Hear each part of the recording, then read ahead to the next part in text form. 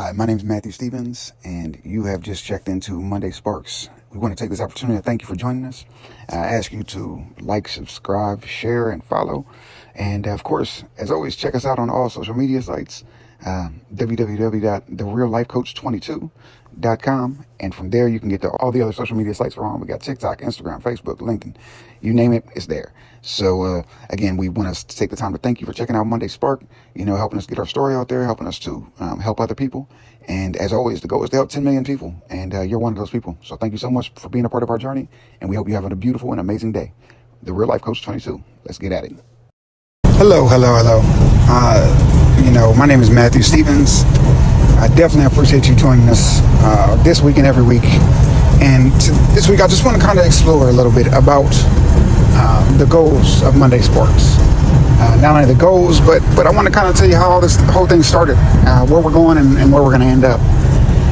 So let's just say this story started many years ago. By many years ago, I mean probably about 17 now. And so I met a woman. Her name was Stacia, and Stacia was a social worker. I worked in the industry or the field of taking care of kids. She was a social worker, and so like many people, I believed in the greater good.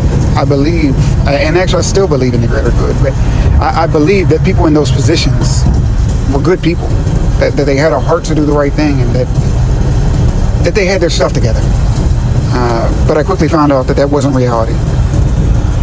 Now, mind you, I was far from ideal. I was far from the man I am today, which is still not ideal, right? But I had a good heart about me. I had a good sense about me. I knew that I wanted to help people. I knew that I wanted a family. And I knew that a family was important to me at whatever cost. And so when I met Stacia,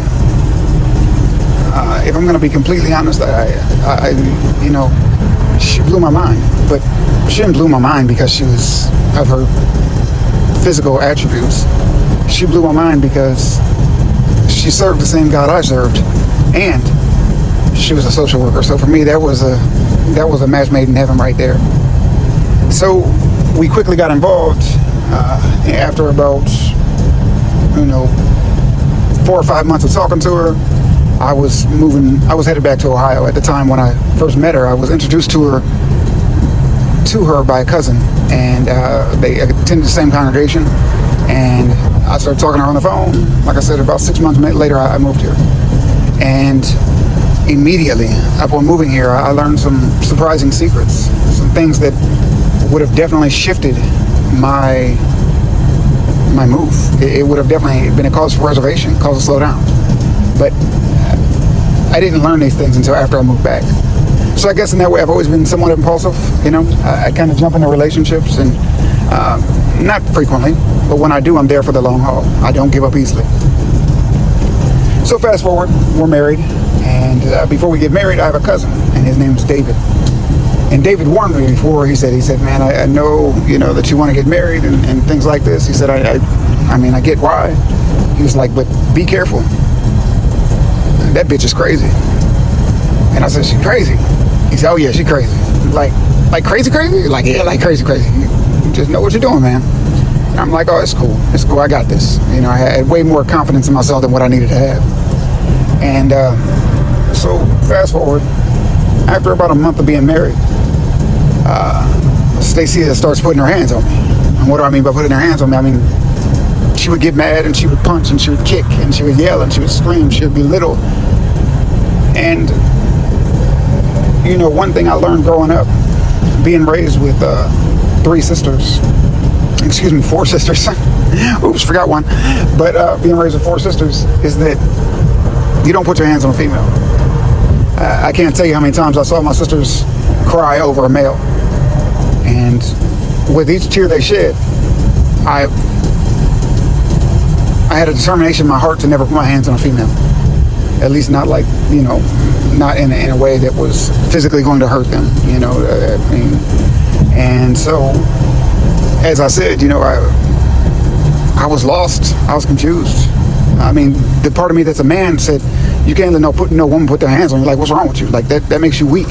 right? But then the other side of me, the other part of me that was raised with, 4 sisters, said you can't put your hands on a female because that's a weak move too. So it was a catch-22, right? What do I do? What do I do? How do I stop this craziness that is now my life? And I reached out to religious leaders. I reached out to therapists. I reached out to whoever I could find that would listen to give me advice. And to no avail. Nobody had any advice. Matter of fact, I found that most people were uncomfortable talking about it. Most people were so uncomfortable talking about domestic violence from a female to a male, that they didn't have a response at all. And so, fast forward. Our relationship continues. It's off and on, hit and miss. To keep it all the way real, we were married for 7 years on paper, but we were actually on together probably about 2 of those 7 years. And again, I'm not faulting her completely. I was by no means perfect, and we'll get to my imperfections shortly. And so, here I am with this woman. Here I am raising this child that's not mine. Her name is Jaden. And Jaden was a beast. Boy, I tell you what, Jaden was to look at her mom and say, F you, I'm not doing that at 4 years old.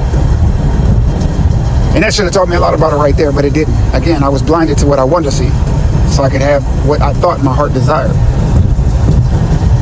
So, when I had worked with kids for so long, I understood that things had to change as far as Jaden was concerned. And I worked with her, and I showed her love, and I showed her affection, and I took her all over. Her biological dad, who we'll also get to in this podcast, is named Lloyd.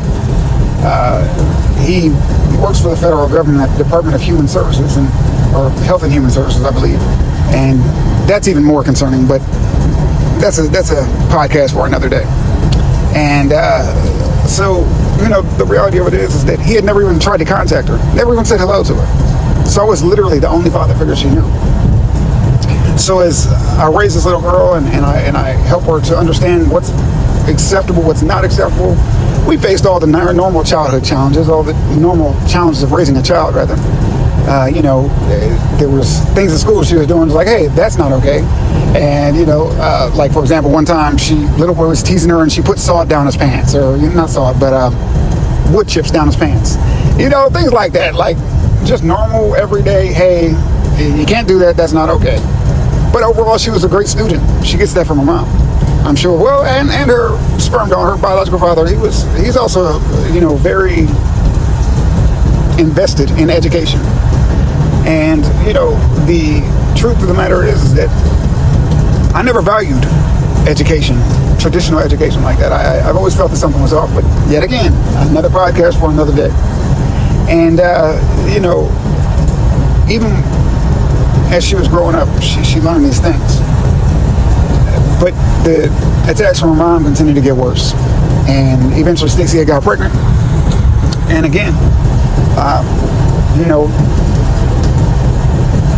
I'm thinking to myself, wow, now I got a child of my own. Now that I have my child of my own to take care of, I'm really excited, right? I'm really, really, really even more invested in making this work.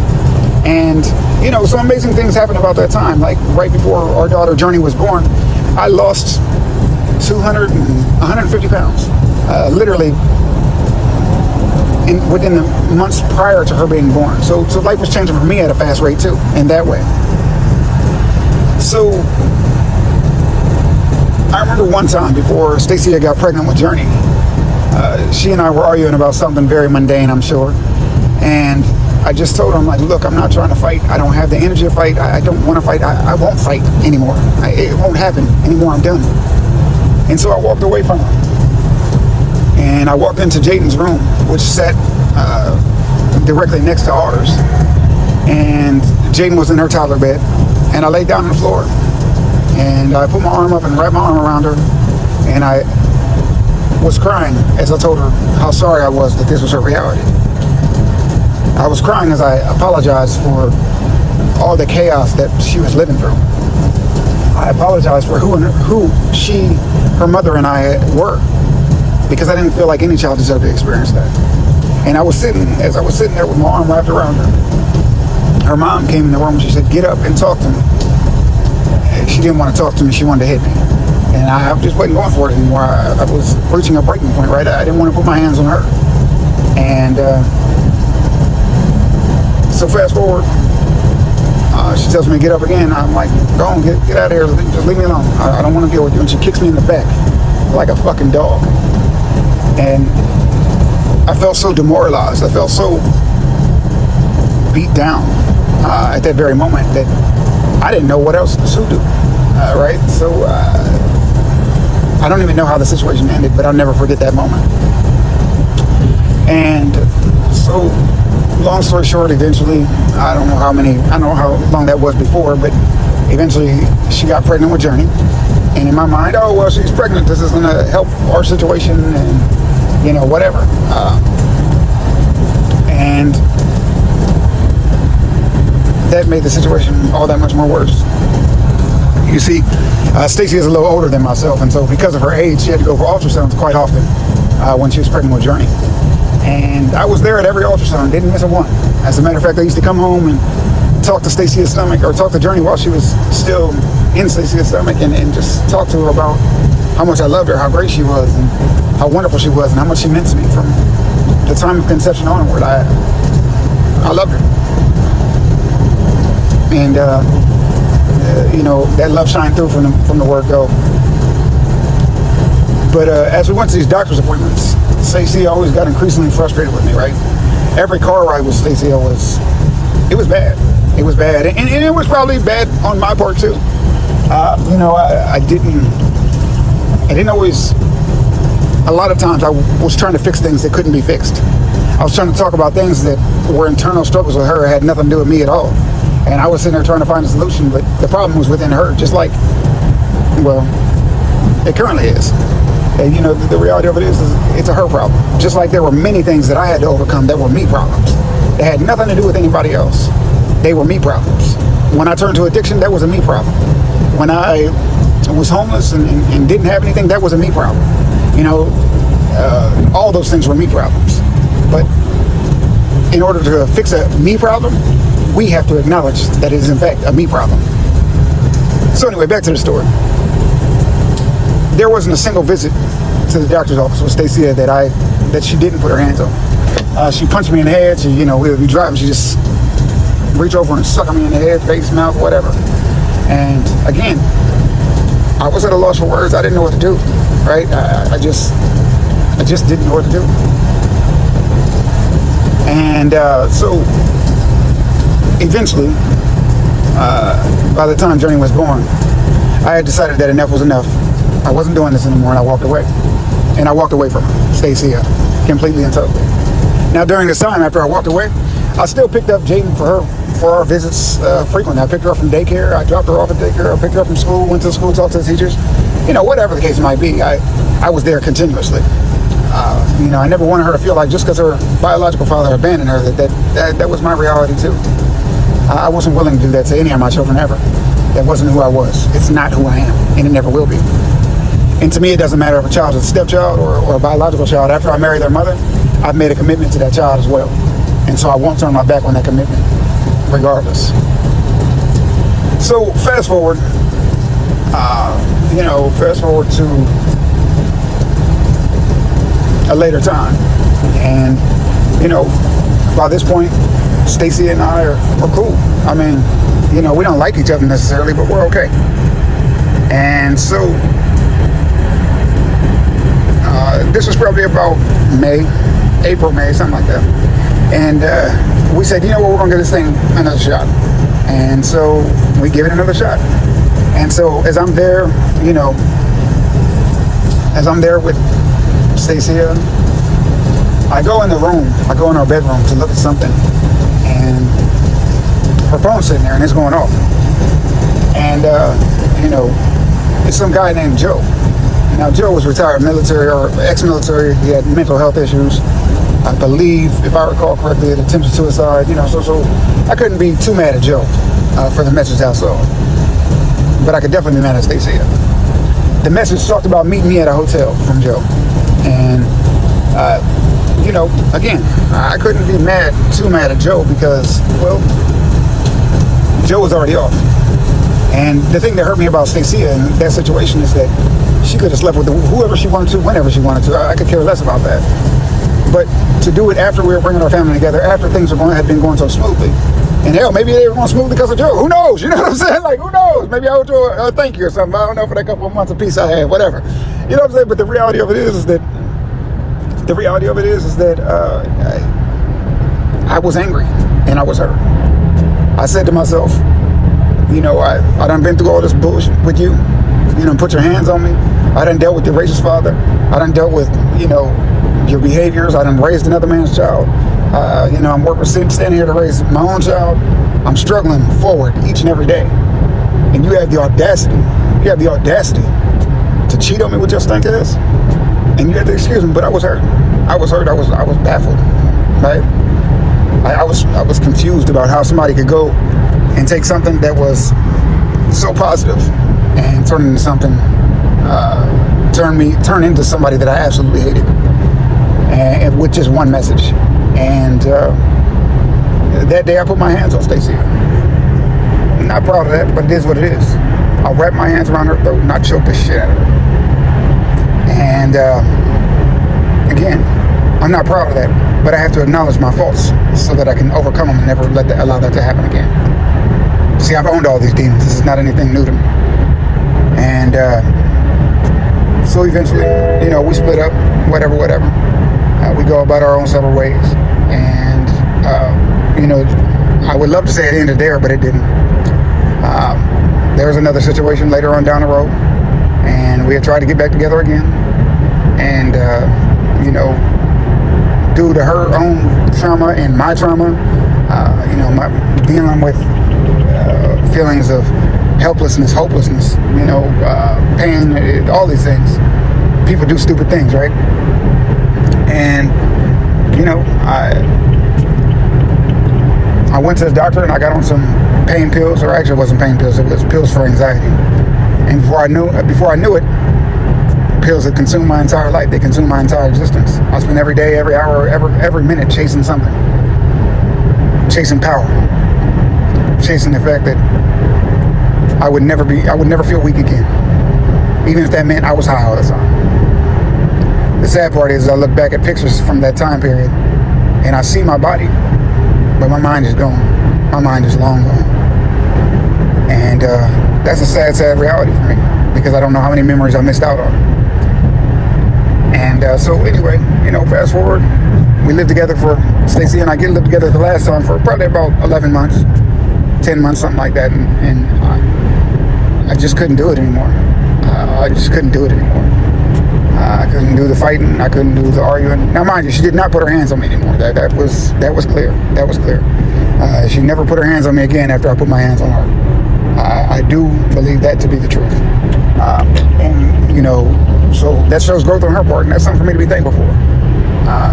And so, you know, as time went on, as time fast forward, as time went forward, what I came to realize is that we all have to do our own personal growth. We have to go through our own journey of healing. And until we do that, we're going to leave a path of destruction behind us everywhere we go. And that's just facts. Even if we don't intend to, we are going to leave a path of destruction behind us everywhere we go. And so, you know, again, we move forward. Something came up with Stacey. I don't remember.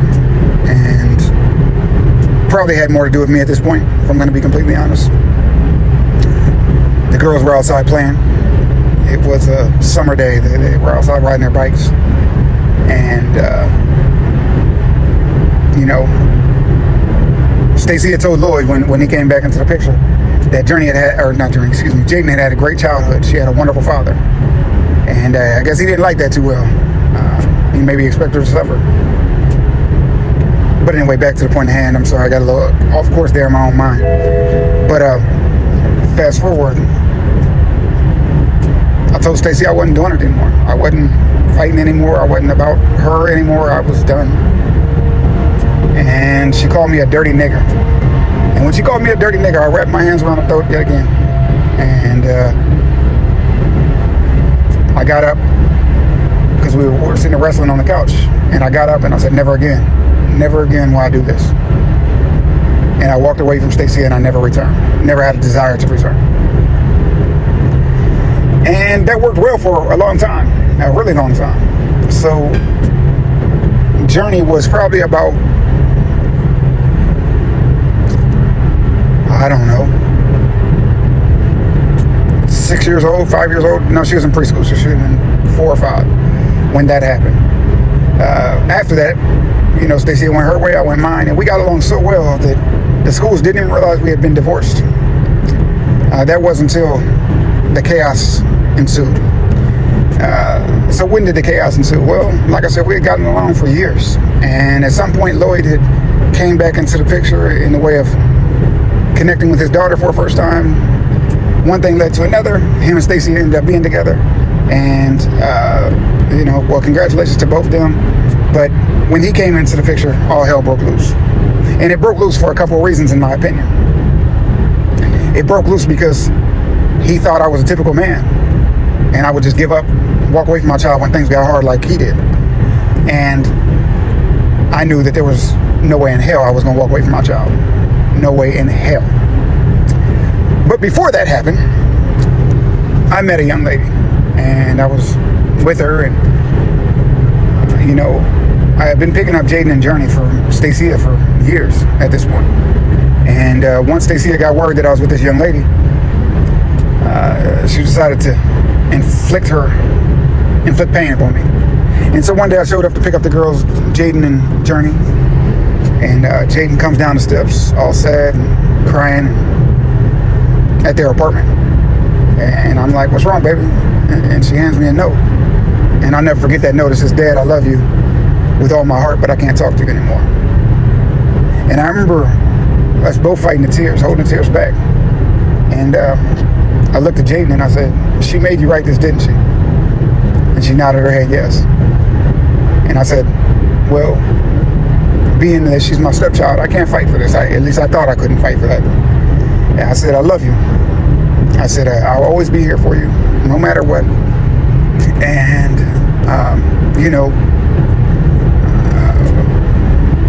I'm just a phone call away. And I sat in my car and cried for probably about 45 minutes. Losing Jaden was one of the toughest things I ever experienced in my life. It was tougher than all of my abuse. It was tougher than anything that I had experienced. And it all came about because of somebody else's insecurities. But it taught me a valuable lesson, and a lesson that would come in handy again later down the road. So jump back to the point where Stacia and Lloyd have gotten back together, which is insane considering the situation of how they separated to begin with. But that's a conversation yet for another day. So, fast forward to the point that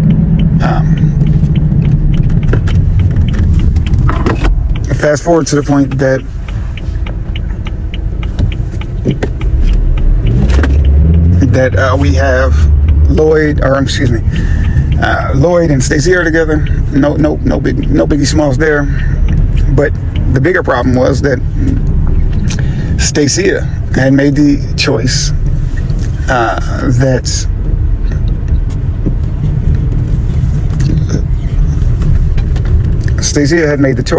that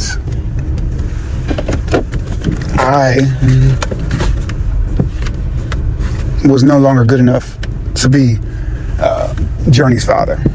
And of course I realize that sounds ludicrous. I realize that sounds absolutely insane, right? But the reality of it is that she made that decision because she thought that was going to be easier to get rid of me that way than having me there while she was trying to be with her husband. Or Lloyd, excuse me, because he wasn't married to her at that point. So Stacia then embarked upon an assault, and that's all I call it, is an assault, to have me removed from Journey's life.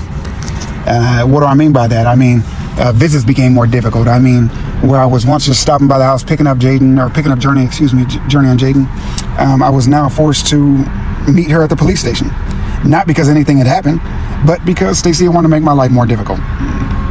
And honestly, I think it was more Lloyd than her, because she was Stacia. We got along fine when it came to the kids. But Lloyd, I had raised his daughter, so that was a personal thing for him, right? There was a that was a personal thing for him. That was a travesty in itself. That, oh, hey, this man raised my daughter, so I don't want him around, or I want to do something painful to him. I don't know what the logic or thought process was. I just know it was wrong. So, fast forward, Stacia ends up leaving Journey.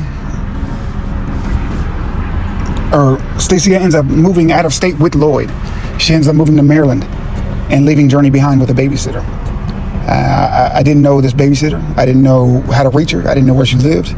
I didn't know anything. Now, mind you, I just moved to the town that they lived in probably about a month beforehand, because I was not going to just let my daughter just slip away. Like what would happen with Jaden wasn't going to happen with me.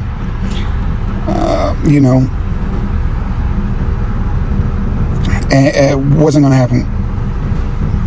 It wasn't going to happen with Journey. And so with that being said, it is what it is. And Stacia moved. She left Journey behind with the babysitter. And at first she left Jaden and Journey.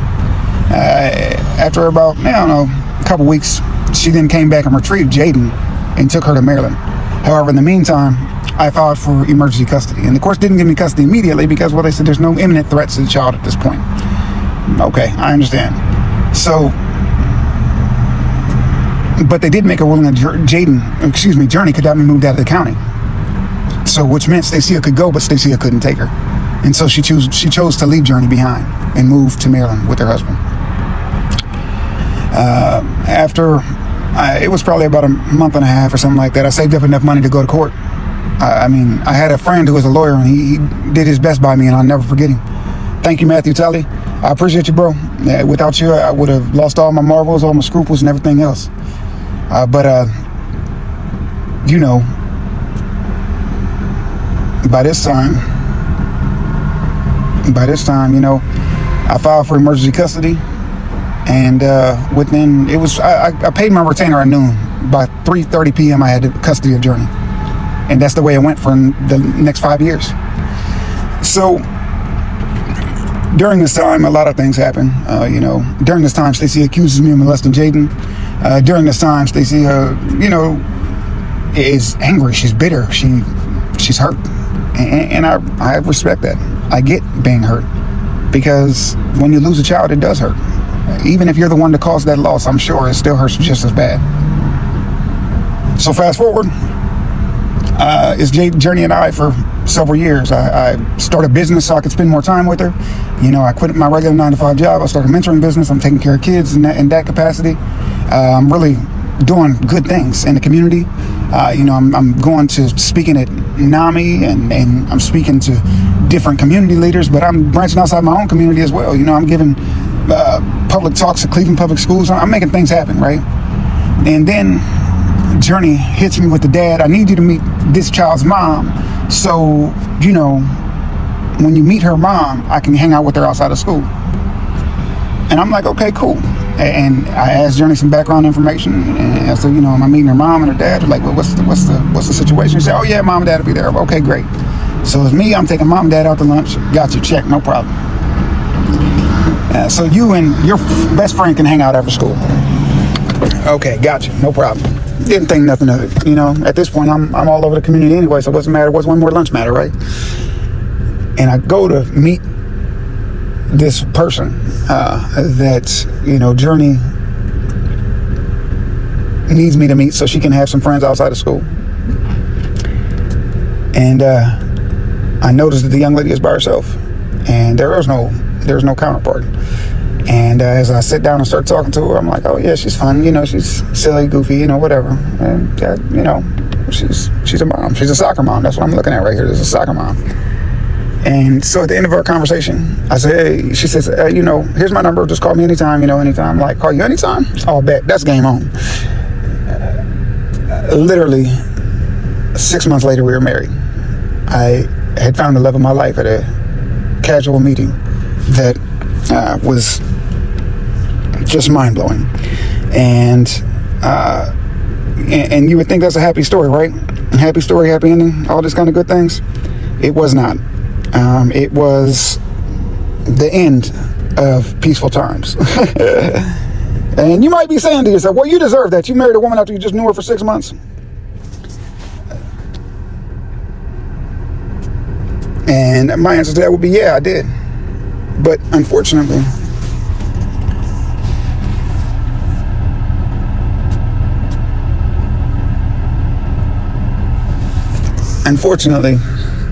what we didn't realize is that upon our getting together, Ashley's abusive ex and Stacy had linked up, and they started talking. And, well, I guess you'll have to hear the rest of the story as this podcast goes on. So, this podcast is about emotional intelligence. It's about helping us and our children to develop in a way that only we could. It's about learning people. It's about learning what drives us. It's about learning about love. It's about learning about lust. It's about talking to your teenagers about sex. It's about talking to your teenagers about breakups, or even your small kids about breakups. It's about connecting and building relationships with those smaller kids. It's all of it combined. And I'm telling it through the lens of not just somebody who knows about these things, because I've learned about them. I've learned about them through different accreditations, different courses, different things like that. I learned about them through real life experience. And that's why I created this podcast. So you can expect to hear from different members of my family at different times. You will experience and hear their story from their side of the coin. And you will hear the truth. I'm going to tell you things about myself, and you're going to learn things about me, both as a man, as a father, as a business owner, as somebody who was homeless. You are going to learn all these things. And you may be wondering to yourself right now, where's this guy at? What is this guy doing? Who is this guy? Well, I'm just a guy. I'm a guy who loved my family enough to learn, to grow, and to become what I needed to become in order to give them the love in the man that they deserved. Where am I at in the, what's the word I'm looking for? In the world of success, maybe? I don't know. Due to my court situation with Journey, I work a regular 9-to-5 job, but don't get it twisted, I also have businesses. And later this month, I'll be in, national magazines for products, ideas, and things of that nature that I've developed, that I've created, that I'm getting out there to help others. So, again, just because somebody is a person at one time, it doesn't mean that will remain that person forever. And so goes who I am. I've learned, I've grown, and I'm proud to be the man that I am right now. Thank you for tuning in. Again, my name is Matthew F. Stevens. I look forward to speaking with you. I look forward to sharing our story and growing. And we look forward to connecting with you soon. Please feel free to follow me on social media. Feel free to reach out to me on Twitter, Instagram, Facebook, the website, thereallifecoach22.com. There's plenty of options. So feel free to just reach out, and let's connect, and let's see how we can make this world a better place, one day at a time. So have a beautiful day. We'll check you on the other side, and talk to you soon. So again, I just want to take the time to say thank you for stopping by. Thank you for checking us out. Again, check out the website, thereallifecoach22.com. And from there, you can get to all our other social media sites. We encourage you to follow, connect with us, talk to us. Let us know what's on your mind. Let us know what we need to be talking about to help more parents, more people, more children. The reality of it is life can be challenging, but it becomes a lot easier when we acknowledge where we need help at. We seek that help, and we make great things happen. So again, we love you. We appreciate you. And thank you for helping us to reach our goal of helping over 10 million people. Have a beautiful day, and stay happy.